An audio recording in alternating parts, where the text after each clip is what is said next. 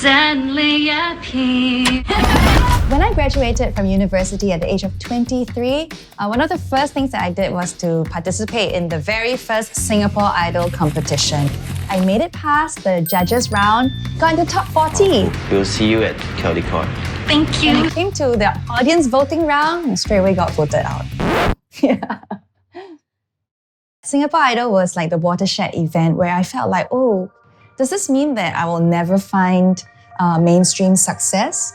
And I just decided, okay, fine. If the public doesn't like my music, I don't need to entertain or serve the public's tastes either. Having dabbled in some very niche experimental music or just very jazz genres, and then now coming into really trying to consciously make popular music, I realized how challenging it really is to make music that people enjoy.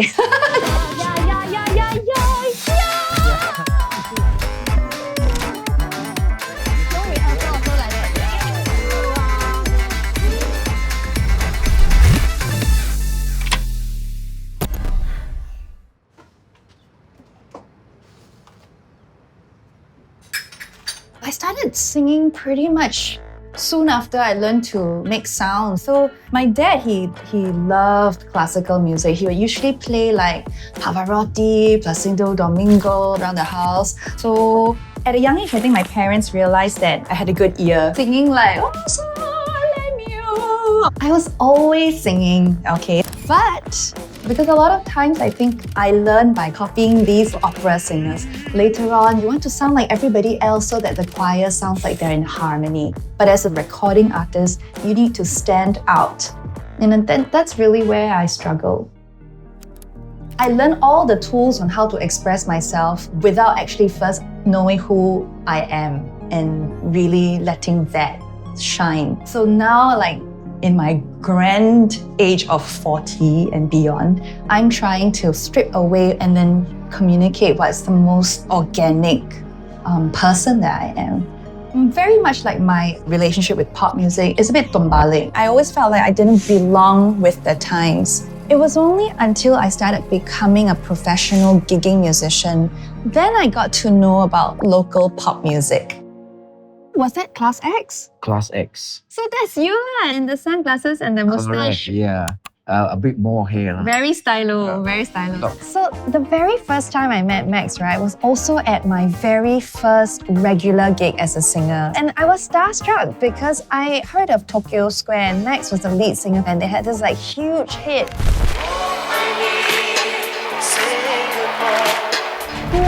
I need you more than I ever need anyone.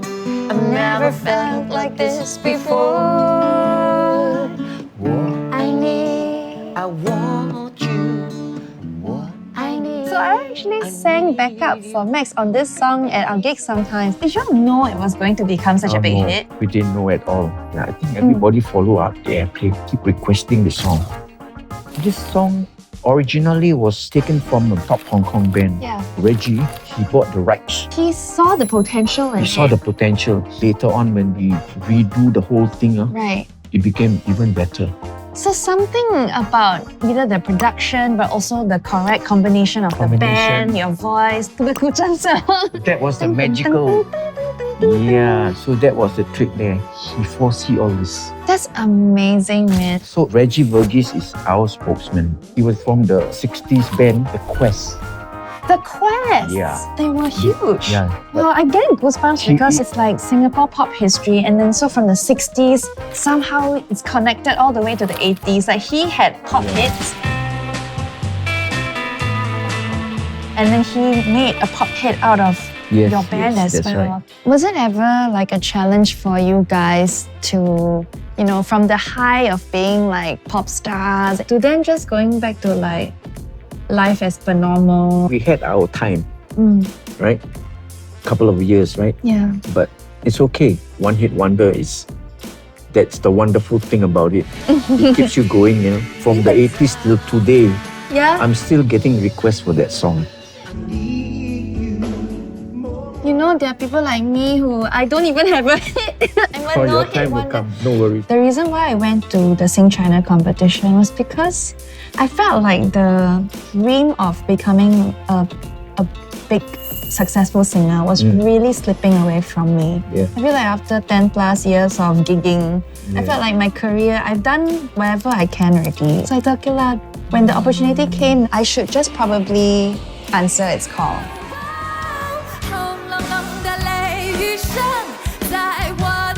So when Jay Chow pressed the buzzer and then slid down the ramp for me, I was like, wow, this was my moment. I was overwhelmed. I think he is the pinnacle of success in Mandarin pop. And then to eventually go into his team and be mentored by him, because Jay Chow, he's been a tastemaker. I think that's really when it dawned on me that many doors are open for me right now. A lot of people in Singapore knew my name because it was in fact a big deal to go and participate in such a huge competition. I got so many texts telling me that they were proud of me. That was really emotionally really fortifying for me, because sometimes as a gigging musician, you really feel very unseen and you feel very unworthy. Success is very, very much measured still by how the public perceives you. We can tell ourselves that, yeah, I'm doing, I'm faithful to my art, I got integrity, my colleagues think highly of me. But really, you just need to hear it from people.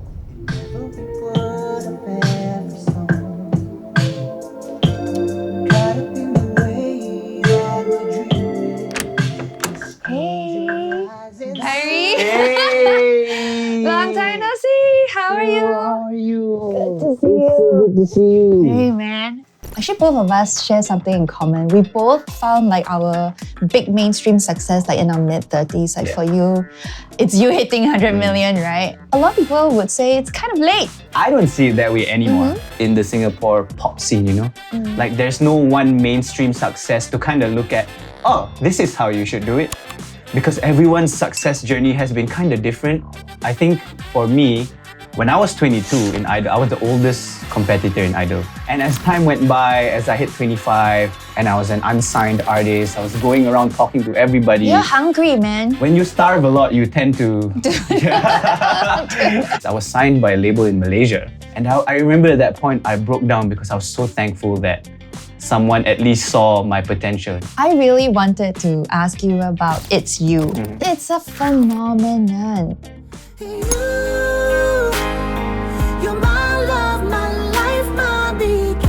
That was my first overseas writing workshop. And I immediately said, I want to write a love song that's like someone saying a wedding speech. Because this entire time I've been hiding my relationship sort of, because being from the reality show thing, I mean, it was a different time in the late 2000s, and that was something that always made me a bit uncomfortable because I'm a super PDA kind of guy. And so a lot of our relationship in our youth was lost to that whole idol experience. So I wanted this song to kind of be about that. How much I've waited to love you in this way. According to the data, we saw that this song had something special. 100 million streams, bro. Yeah, it's so crazy to even... The correlation between honesty and success is quite proportionate, I think the more vulnerable you are with first yourself, I think that's going to change a lot of your approach, how you do things, It's a struggle. It's a struggle, yeah. After the rejection at Singapore Idol, I thought that I was doing all these niche experimental things for me, but it was just as an opposition to what I thought they would want or don't want. And then I asked myself again, why do I seem to not want to entertain the mainstream audiences so much? And then I think my own journey was realizing that actually I didn't have enough love for myself. I think Tell me about it. It's the hard to be vulnerable portion. It's the anxiety of being judged. Yeah. Only breathing just a little. I think when I finally released myself from that, I think I wanted to love the audiences. I started to make it a conscious point to communicate with the audience.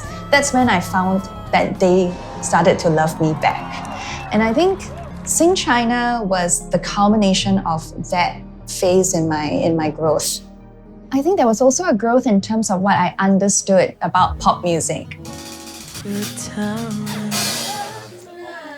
Rehearsal. Pop music isn't about you think this or like there is a formula. It's about feeling and whether you are in touch with society, with understanding what is the zeitgeist. So things like feeling, vibe, so abstract, but that's exactly why this thing is magical. When you suddenly connect with people, it's exciting.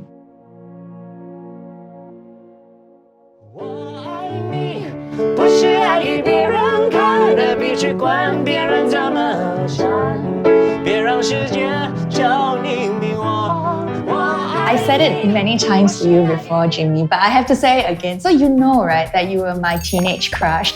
La la la la la la la. No, so I really didn't have many local artists that I was familiar with. So Singapore pop, to me, was mostly Singapore Mandarin pop specifically. Some of my memory of like the 90s hits in Singapore also include your songs like 我总是听你说 and 我爱你不是爱给别人看. Like I used to like sing that at the top of my voice. 你要我怎么做，我总是听你说，可是我笨笨的情绪你有没有懂过?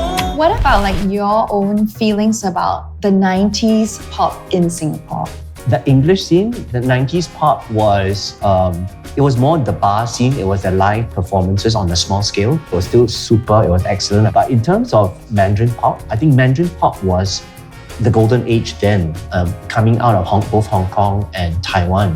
爱你不是爱给别人看 is a really special song to me because it was my first big hit. And back then, there was very little Singaporean presence on the airwaves. So a lot of radio, I would say 99%, 98% would be playing foreign music. So it was quite significant whenever you had a Singaporean entry that broke the charts. Do you think there's anything different or distinctive about the Singapore Mandarin pop of your time versus, you know, what your contemporaries were making from Taiwan or Hong Kong? A lot of difference. I mean, having lived in Taiwan, Hong Kong, where we are special, like Singaporeans are so multicultural. And we're not multicultural in the motherhood statement, NDP way. It's embedded in the whole fabric of who we are. When we speak to our friends, like relax one corner lah, hey bro, whatever. It's all very chapalang. Everything is in, and we're not even conscious that we're switching streams. And I think that it's so hard to find. I mean, in Taiwan, where they're so monocultural, I think that makes us truly interesting. And it comes out in the way we write, the way we sing, the way we inflect. I feel like the pop Ye era was an era of Singapore music that I'm actually quite proud of.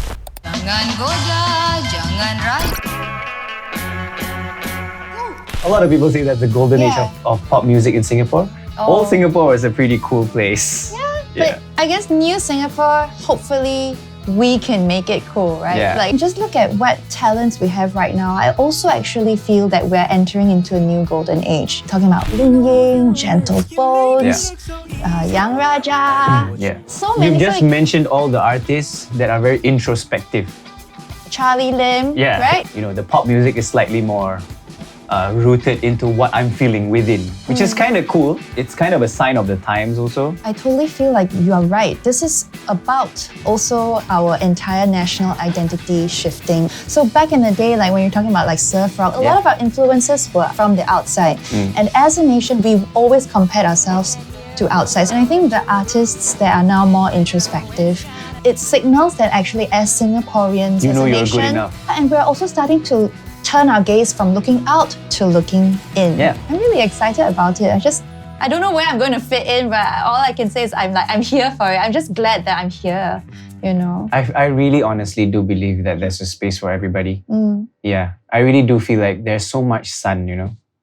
You just gotta find your spot. You're my love of my life, my beginning. And I'm just so stunned I got you. I get sick of singing a lot of songs, but not this one. It's special. Yeah, it's quite special, I think. I really feel like I'm literally in the middle age in terms of a performer's lifespan. And then I'm also looking at the younger singers now and feel like, Hayo, how am I still relevant? But something that Sezairi said really shone a light into my heart. Whether or not I'm relevant is a different thing, but I'm valid. I got my big break at 35. Maybe if by the time I'm 70, I can have a hit, that'll be cool too, you know? 想出走，但是外头很黑。